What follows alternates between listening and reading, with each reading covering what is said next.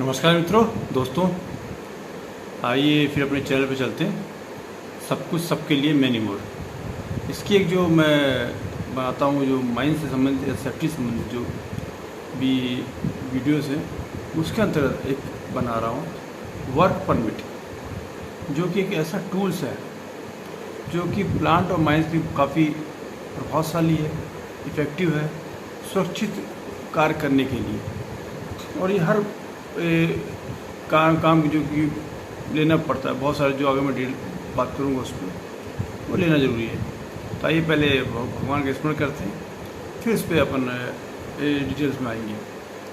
तो आइए पहले प्रार्थना करते हैं। ओम भूर्भुवस्सुः तत्सवितुर्वरेण्यं भर्गो देवस्य धीमहि धियो यो नः प्रचोदयात्। ओम भूर्भुवस्सुः तत्सवितुर्वरेण्यं भर्गो देवस्य धीमहि धियो यो नः प्रचोदयात्। ओम भूर्भुवस्सुः तत्सवितुर्वरेण्यं भर्गो देवस्य धीमहि धियो यो नः प्रचोदयात्। मित्रों, चलिए आज का जो टॉपिक उस पर चर्चा की है, वर्क परमिट, जो कि प्रत्येक प्लांट में जो सुरक्षित ढंग से कार्य करने के लिए काफ़ी इफ़ेक्टिव टूल्स है और इसको उपयोग करने से बहुत सारी दुर्घटनाओं से बचा जा सकता है। तो एक work permit, general work permit, ये हॉट या कोल्ड होता है।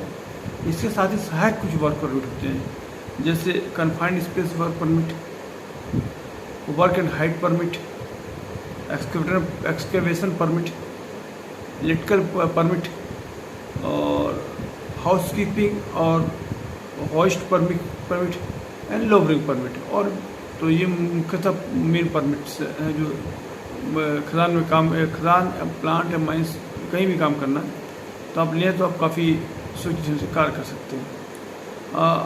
परमिट क्यों ले जाते हैं, इसमें लेने से क्या फ़ायदे हैं कि इसमें डिफाइन होता है क्या काम करना है, काम का समय कितने देर के लिए काम करना है, वो काम कितनी देर में कंप्लीट हो जाए, जो भी काम कर रहे हैं, और काम कौन कर रहा है और काम कौन करवा रहा है, ये सबका अलग डिफाइन होता है।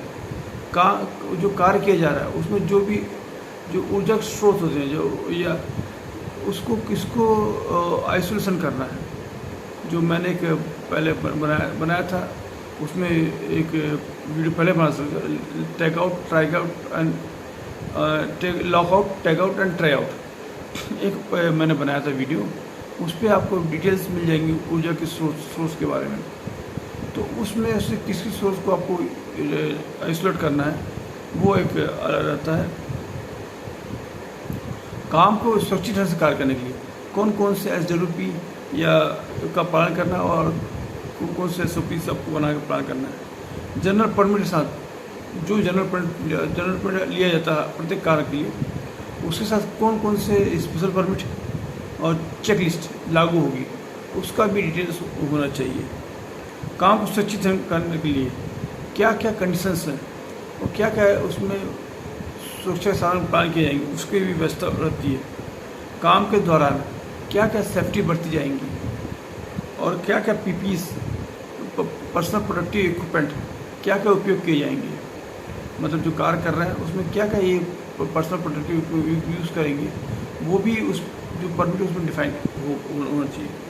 काम में कौन और कितने टाइप के सहायक परमिट है वो इसमें डिफाइन होंगे।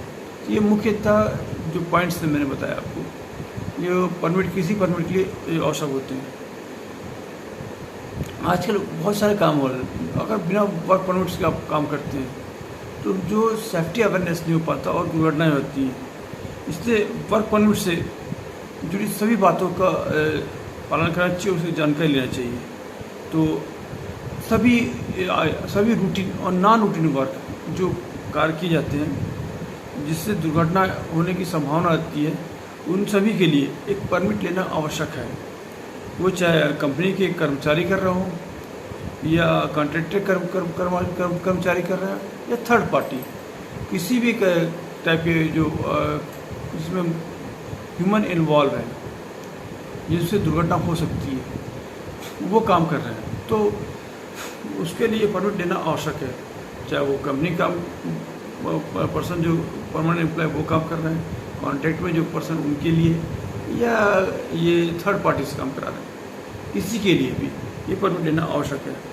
अगर रूटीन काम के विषय में कोई जो रूटीन काम है जो डेली करना है, उसको यदि आपको वर्क परमिट सिस्टम से अलग रखना है, तो उसके लिए प्रॉपर SOP SWP बना के उसको जो प्लांट की जो अपेक्स कमेटी होती है उसके पास भेजा जाता है सिस्टम से, और अगर वो परमिट करते हैं, उसको पास कर देते हैं, तो उसमें उसको फिर कहते हैं, उसके लिए परमिट लेना आवश्यक नहीं रहता। लेकिन अगर उनको उसमें कुछ लगता है कि नहीं, इसको ऐसा करने से सुरक्षा में कुछ बढ़ सकता है, कुछ सुरक्षा में कुछ हानि हो सकती है और सेफ्टी में, तो उसको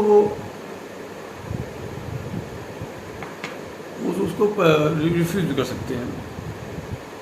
अब परमिट सिस्टम में एक इनिशिएटर होता है, मतलब जो समानता जो उसको उस कंपनी का कर्मचारी होता है, वही एक इनिशिएटर होता है, और उसको की काम करना होता है, और उस काम के वह जिस काम के लिए परमिट देता है वो उस परमिट दिखता है, और उसको प्रॉपर वे में कहाँ क्या क्या जानकारी भरना है वो जानकारी पूरा भरता है, और उसको कहाँ का क्या दस्तावेज लगाना है, क्या क्या अलग अलग टाइप के सब परमिट या सुरक्षा संबंधित जो भी सीट्स लगानी है वो उस पर लगाता है, और उसको बनाने के बाद वह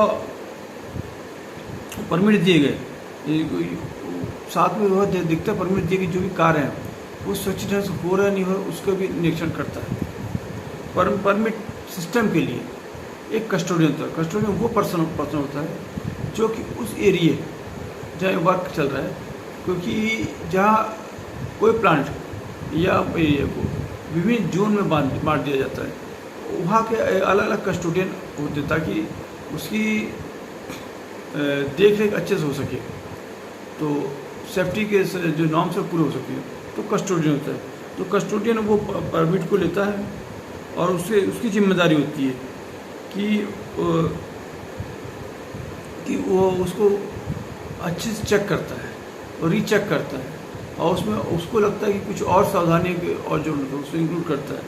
फिर इसके आगे वो जो ईश्वर के लिए उसको आगे बढ़ा देता है।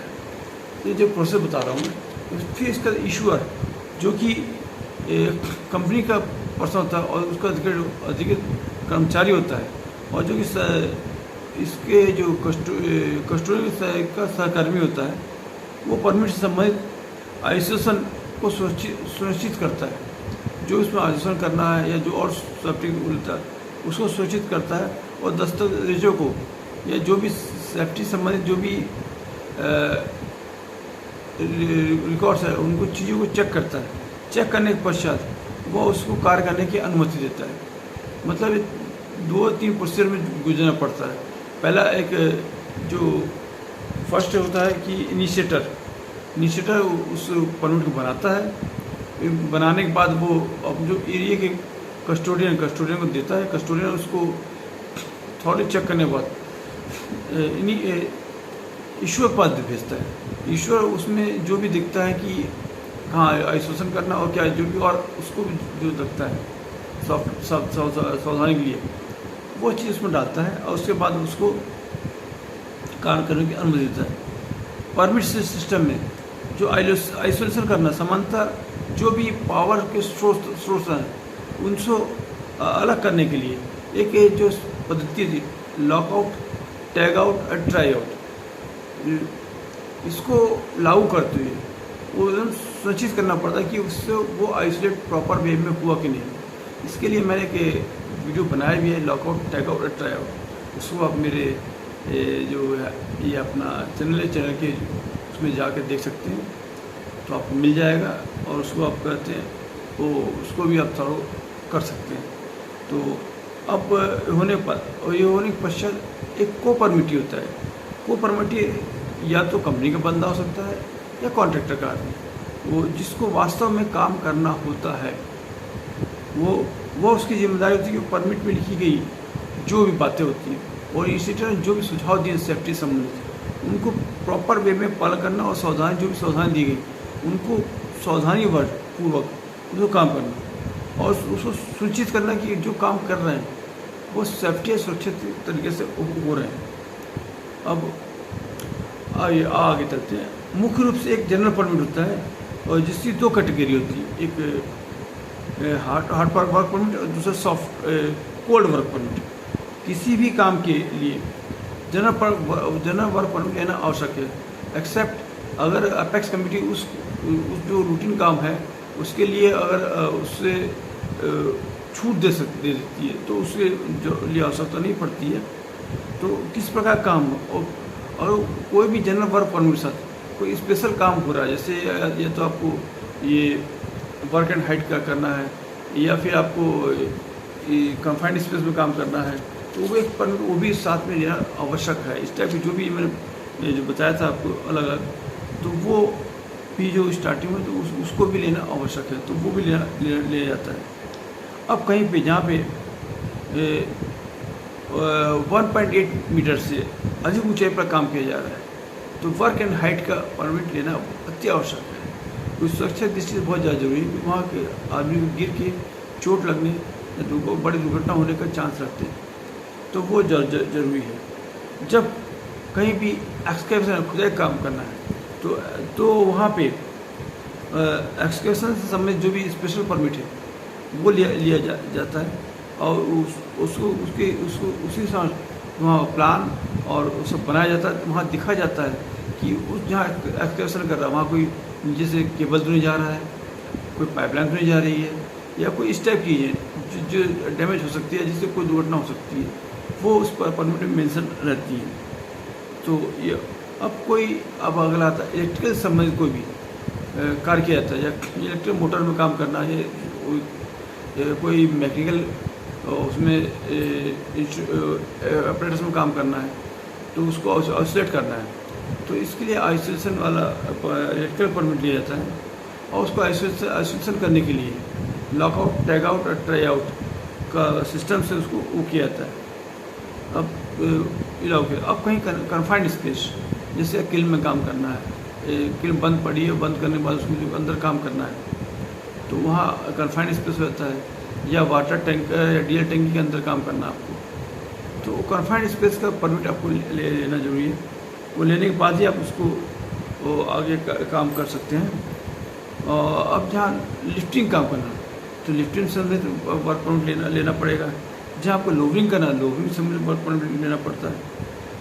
क्रिटिकल हार्ड वर्क जहाँ आपको वेल्डिंग काम या इस टाइप का जो कार्य है तो वहाँ हॉट वर्क परमिट लिया जाता है। उससे संबंधित जो भी सावधानियाँ हैं वो उसमें मेंशन रहना चाहिए और रहती है, वो वर्क परमिट आपको लेना है।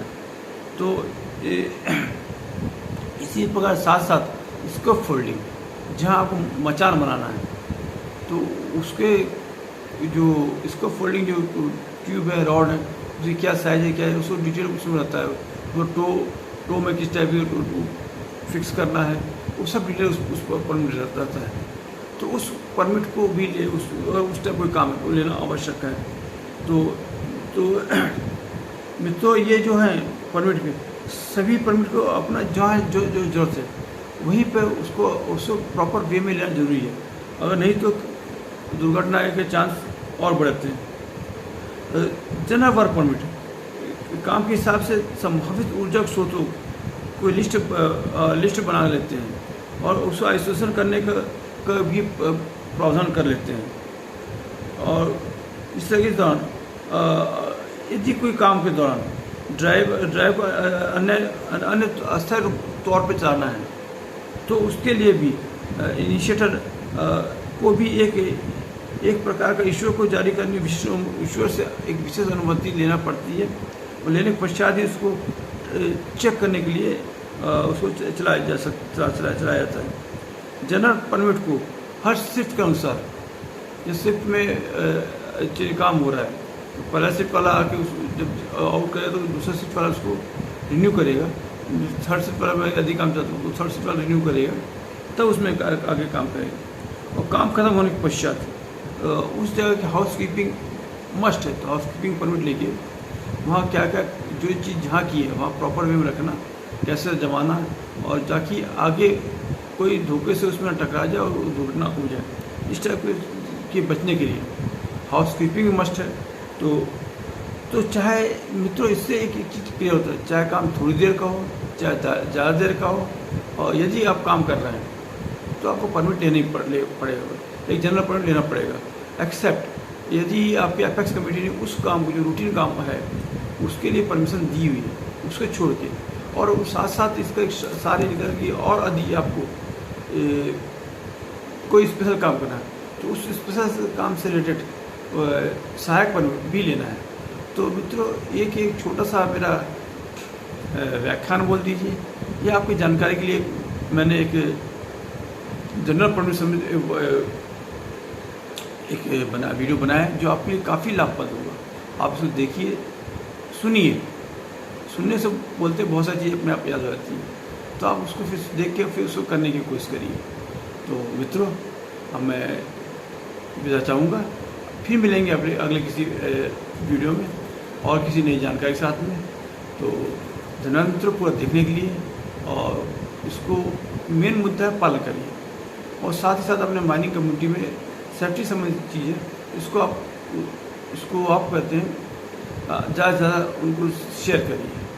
और स्वाभाविक है वो सब्सक्राइब करें तो आपको, और सब्सक्राइब करें बेल आइकन घटाएंगे दबाएंगे तो आपको रेगुलर वे में आपको जो मेरे वीडियोस हैं आपको मिलते रहेंगे, आप उससे लाभान्वित होते रहेंगे, आपको हर चीज़ के लाभ मिलेगा। क्योंकि मेरे चैनल में मैं एक तो माइंड से संबंधित जो बनाता हूँ, और मेरा हॉबी है कुकिंग, उससे संबंधित बनाता हूँ। मैं एक योगा टीचर हूँ, तो योगा संबंधित मैं चीज़ें बनाता हूँ, और कुछ थॉट्स आते हैं जो अच्छे विचार, उनके ऊपर भी एक मैं वीडियो बनाता हूँ, जो कि मैं ये 3 टाइप की वीडियो तो मैं 3 बजे के आसपास डालता हूँ, और ज़्यादा वीडियो 11 बजे सुबह डालता हूँ। एक जो थॉट्स से संबंधित उसको अलग कर लिया गया है। तो मित्रों ये आप इसको देखिए और सराहिए, और इसको लाइक करिए, सब्सक्राइब करिए और शेयर करिए। तो धन्यवाद मित्रों, फिर मिलते हैं अगले किसी वीडियो में। पुनः धन्यवाद, मैं आपका सबका बहुत आभारी हूँ। धन्यवाद मित्रों, धन्यवाद।